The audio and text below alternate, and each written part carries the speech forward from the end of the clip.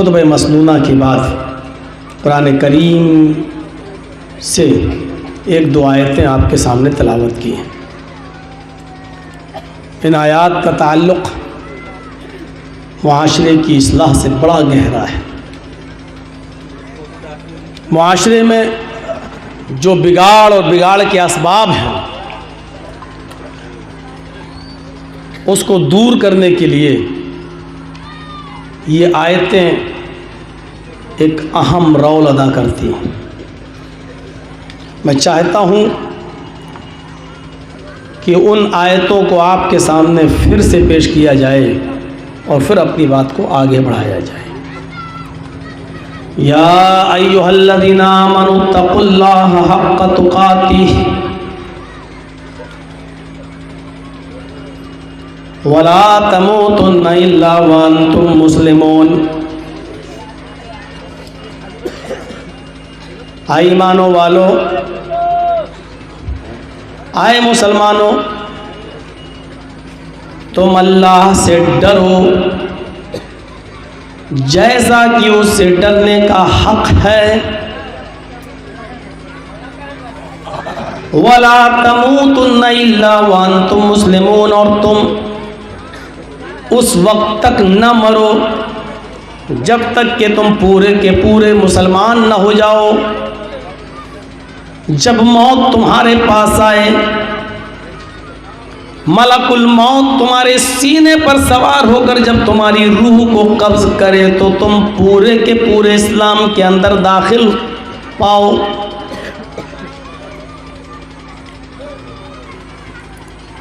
یہ ایک چیز نہیں ہے۔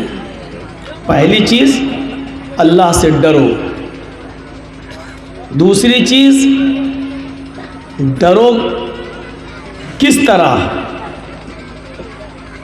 جیسے اس سے ڈرنے کا حق ہے۔ یہ دو چیزیں ہیں الگ الگ، ایک تو اللہ کا خوف اور دوسرا اس خوف کی کنڈیشن۔ تیسری چیز موت سب کو آنا ہے، لیکن جب موت آئے تو ہم پورے کے پورے مسلمان ہوں، آدھے ادھورے نہیں۔ وَاعْتَصِمُوا بِحَبْلِ اللَّهِ جَمِيعًا وَلَا تَفَرَّقُوا، یہ ایک اور الگ چیز بتائی جا رہی ہے کہ اللہ کی رسی کو مضبوطی سے پکڑ لو، قرآن کو، اور ٹولی ٹولی مت ہو جاؤ۔ وَلَا تَفَرَّقُوا، فرقوں میں مت بٹ جاؤ۔ یہ ایک الگ چیز بتائی جا رہی ہے، یعنی فرقہ بندی ختم کرنے کا ایک راستہ۔ آپس میں ہم اجتماعیت کے ساتھ رہیں، بٹنے نہ پائیں، ہمارے درمیان گروہ بندی نہ ہو۔ اور اس کا طریقہ کیا ہے؟ اللہ کی رسی کو مضبوطی سے پکڑ لو، یعنی قرآن کو۔ اگر قرآن کو مضبوطی سے پکڑے رہو گے تو کبھی گروہ میں بٹو گے نہیں، فرقوں میں تقسیم نہیں ہوگے۔ اور چوتھی ایک اور چیز بتائی جا رہی ہے، وَاذْكُرُوا نِعْمَةَ اللَّهِ عَلَيْكُمْ إِذْ كُنْتُمْ أَعْدَاءً فَأَلَّفَ بَيْنَ قُلُوبِكُمْ فَأَصْبَحْتُمْ بِنِعْمَتِهِ إِخْوَانًا، اور تم اللہ کی اس نعمت کو یاد کرو، اور تم اللہ کی اس نعمت کو یاد کرو جو اس نے تمہاری اوپر کی ہے۔ اللہ کی اس کرپا کو، اس مہربانی کو یاد کرو جو اس نے تمہاری اوپر نچھاور کی ہے۔ کیا ہے؟ اِذْ كُنْتُمْ أَعْدَاءً، کہ آپس میں تم ایک دوسرے کے دشمن تھے، آپس میں تم ایک دوسرے کے حریف تھے، آپس میں تم ایک دوسرے کے خون کے پیاسے تھے، آپس میں تم ایک دوسرے کو مارا کرتے تھے، قتل کیا کرتے تھے، ایک دوسرے کی نفرتیں ایک دوسرے کے دلوں میں تھی۔ 1400 سال پرانا وہ زمانہ، نبی اکرم صلی اللہ علیہ وسلم کی آمد سے پہلے، اسلام کی آمد سے پہلے اس زمانے کی طرف اشارہ کیا جا رہا ہے۔ کہ تم اللہ کی اس نعمت کو یاد کرو کہ تم آپس میں ایک دوسرے کے دشمن تھے، ایک ایک روٹی اور ایک ایک بوٹی کے پیچھے ایک دوسرے کی گردن اڑا دیا کرتے تھے، معمولی بات پر تم جھگڑا کر لیا کرتے تھے، ایک دوسرے کے خلاف مورچے سوال لیا کرتے تھے۔ فَأَلَّفَ بَيْنَ قُلُوبِكُمْ، تو اللہ نے تمہارے دلوں میں محبت پیدا کر دی، اللہ نے تمہارے دلوں میں انسیت پیدا کر دی، اللہ نے تمہارے دلوں میں محبت و وفاداری و ہمدردی پیدا کر دی۔ فَأَصْبَحْتُمْ بِنِعْمَتِهِ، تو تم اللہ کی اس نعمت کے ذریعے، یعنی قرآن کے ذریعے یا اسلام کے ذریعے یا اللہ کی اس نعمت جناب محمد رسول اللہ صلی اللہ علیہ وسلم کی تعلیمات کے ذریعے آپس میں بھائی بھائی ہو گئے۔ اس طرف اشارہ کیا کہ پہلے تمہاری حیثیت کیا تھی، پہلے تم کیا تھے۔ علامہ شبلی کی سیرت النبی پڑھیے، ایک آدمی کی بکری دوسرے گاؤں کے سردار کے کھیت میں چلی گئی اور اس نے تھوڑی سی گھاس کھا لی، اتنی سی بات کو لے کر دونوں خاندان میں لڑائی ہوئی کہ تیری بکری میرے یہاں کیسے آ گئی اور اس نے تھوڑی سی گھاس کیوں کھا لی۔ اس نے کہا جانوری تو ہے، چلا گیا تو کیا ہوا، تھوڑی سی گھاس کھا لی تو کیا ہو گیا۔ اتنی سی بات کو لے کے جو جھگڑا ہوتا ہے تو علامہ شبلی نعمانی لکھتے ہیں کہ یہ جھگڑا 27 سال تک چلتا ہے۔ ایک بکری کے گھاس کھا لینے کے پیچھے یہ جھگڑا دونوں لوگوں کے قبیلوں کے درمیان یہ جھگڑا جب چلا، خاندان میں جھگڑا چلا تو 27 سال، اور جب 27 سال کے بعد دونوں طرف سے مرنے والوں کی تعداد گنی گئی تو 40,000 لوگ 27 سال میں دونوں طرف سے مر چکے تھے۔ 40,000 لوگ مر گئے لیکن جھگڑا ختم نہیں ہوا اس ایک بکری کی تھوڑی سی گھاس کھا لینے کے پیچھے۔ 27 سال تک جنگ چلی، 40,000 لوگ مر گئے لیکن جھگڑا ختم نہیں ہوا۔ اسی طرف اشارہ کیا گیا اللہ کی اس نعمت کو یاد کرو کہ تم آپس میں ایک دوسرے کے دشمن تھے، تم آپس میں ایک دوسرے کے حریف تھے، تم آپس میں ایک دوسرے کے خون کے پیاسے تھے۔ فَأَلَّفَ بَيْنَ قُلُوبِكُمْ، تو اللہ نے تمہارے دلوں میں محبت ڈال دی۔ فَأَصْبَحْتُمْ بِنِعْمَتِهِ، تو تم اللہ کی اس نعمت سے آپس میں بھائی بھائی ہو گئے۔ وہ نعمت کیا ہے؟ وہ نعمت یہ ہے کہ اللہ نے اسلام نافذ کر دیا، وہ نعمت یہ ہے کہ اللہ نے محمد الرسول اللہ صلی اللہ علیہ وسلم کو آخری نبی بنا کر بھیجا اور نبی اکرم کی مقدس تعلیمات کے نتیجے میں تم آپس میں بھائی بھائی ہو گئے، یا وہ نعمت یہ ہے کہ تم قرآن کریم کی تعلیم کی روشنی میں آپس میں ایک دوسرے کے ہمدرد بن گئے۔ تو آئیے پہلی چیز اٹھاتے ہیں، اللہ سے ڈرو۔ ڈرنے کی بھی الگ الگ کیفیتیں ہوتی ہیں۔ اللہ سے ڈرنے کا کیا مطلب؟ ایسے کرو اللہ کو کانپتے رہو؟ نہیں، اللہ کو دیکھا تو جا نہیں سکتا، اور جب دیکھا نہیں جا سکتا تو ڈرو گے کیسے؟ آپ اپنی زندگی پر نظر ڈالیے۔ ایک نوجوان لڑکا دھڑلے سے سگریٹ پیتا ہوا جا رہا ہے، سامنے سے اس کا باپ آ رہا ہے، ایک دم ڈر گیا، پھینک دی سگریٹ، باپ کی نظر نہ پڑ جائے۔ باپ سے آپ ڈر رہے ہیں، اور ڈرنے کا مطلب یہی کہ باپ کا ادب ہے یہ کہ کم سے کم میرے باپ کم سے کم ہمیں سگریٹ پیتا ہوا نہ دیکھیں، یہ احترام کر رہے ہیں آپ۔ ڈرنے کا مطلب یہ تھوڑی کہ باپ اٹھا کے پٹک دیں گے، ارے اب تو تم اس سے زیادہ مضبوط ہو چکے ہو، اگر دونوں میں لڑائی ہو جائے تو تم ہی اپنے باپ کو اٹھا کے پٹک دو گے۔ تو یہ باپ کا ڈر ہے نہیں، باپ کا ادب و احترام ہے، اور آپ تو جلدی سے سگریٹ پھینک دی، لیکن کہا یہی جائے گا کہ آپ اپنے باپ سے ڈر رہے ہیں، ڈرنے کا حق ادا کر رہے ہیں۔ بڑے بھائی کا ادب، اس کے سامنے سگریٹ نہیں پی رہے ہیں۔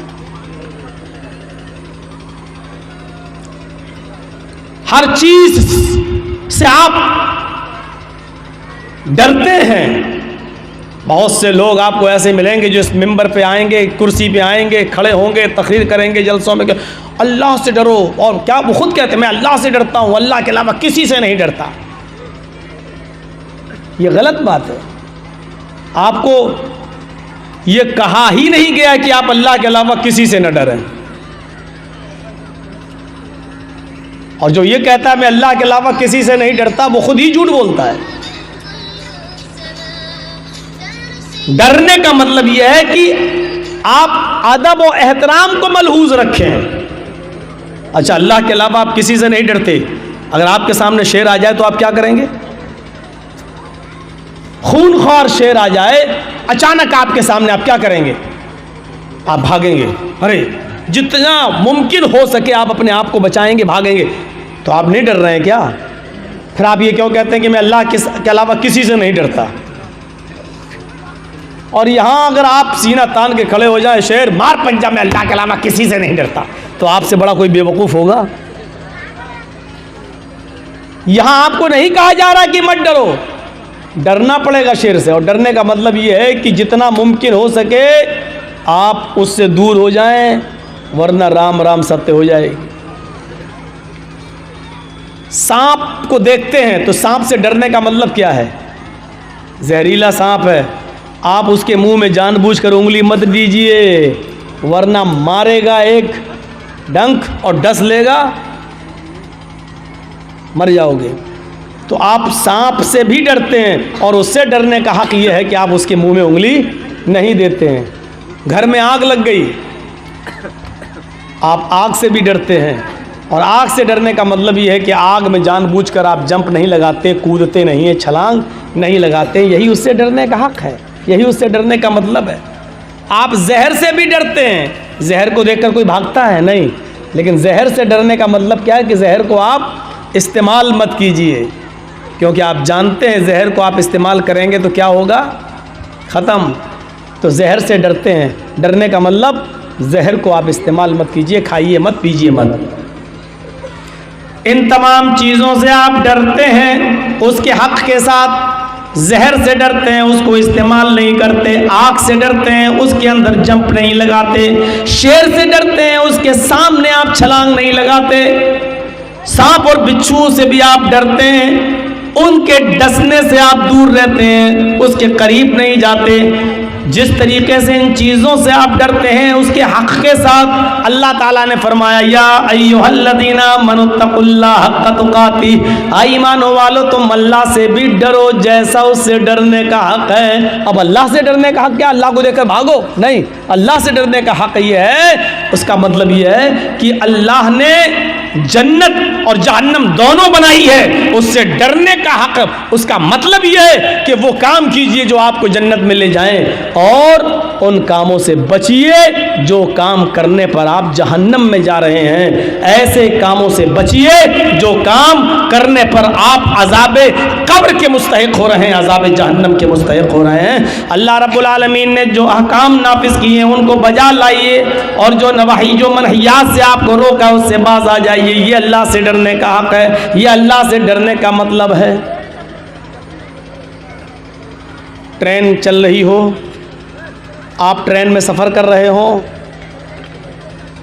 ٹرین میں آپ نے سفر کیا ہوگا، دیکھتے ہوں گے 3 سیٹیں ہوتی ہیں، ایک لوور، ایک مڈل، ایک اپر۔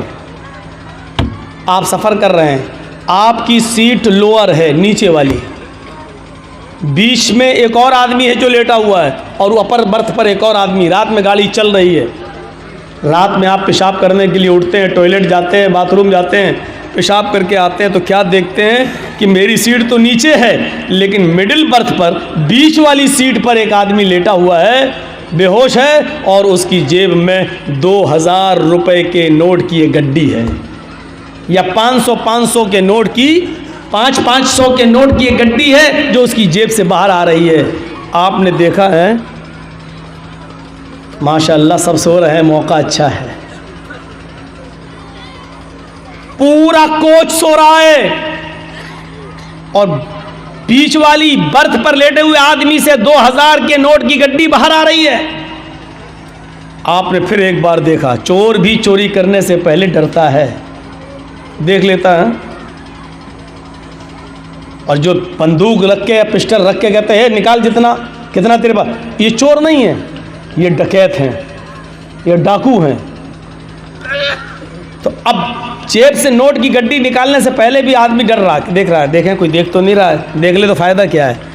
آپ نے دیکھا کہ سب سو رہے ہیں, پورا کوچ سو رہا ہے, آپ نے ہاتھ بڑھا دیا, 2000 کے نوٹ کی گڈی نکالنا چاہ رہے ہیں, بڑھا دیا, لیکن نوٹ پر آپ کا کی پوری دسترس ہو گئی, پوری قدرت, جیسی پکڑی نوٹ کی گڈی, اب بس کھینچنے والے ہیں. آپ نے سوچا ایک بار اور دیکھ لوں کوئی دیکھ تو نہیں رہا ہے. اچانک آپ کی نظر مڈل برتھ کی اوپر جو اپر برتھ ہے اس پر پڑتی ہے. کیا دیکھتے ہیں کہ اوپر جو آدمی لیٹا ہوا ہے وہ آپ کی حرکت کو دیکھ رہا ہے. بتائیے اس وقت کیا کنڈیشن ہوگی ہماری اور آپ کی, یا جو بھی پیسے نکال رہا ہو اس کی کیا کنڈیشن ہوگی. آپ اب نکالیں گے نہیں, جیب میں گھسیڑنے لگیں گے پیسے, اور اوپر والے آدمی سے کہیں گے بھائی صاحب دیکھو اس کا پیسہ نکل رہا تھا, میں اندر کر رہا ہوں, میں نکال نہیں رہا ہوں, میں چوری نہیں کر رہا ہوں, میں اندر کر رہا ہوں. یا دوسرا راستہ یہ ہوگا, چپ رہو, کسی سے کہنا نہیں, نصف لی و نصف لکم, آدھا میرا آدھا تیرا. اور کوئی ضروری نہیں وہ ایماندار ہوا, نہیں مانا تو.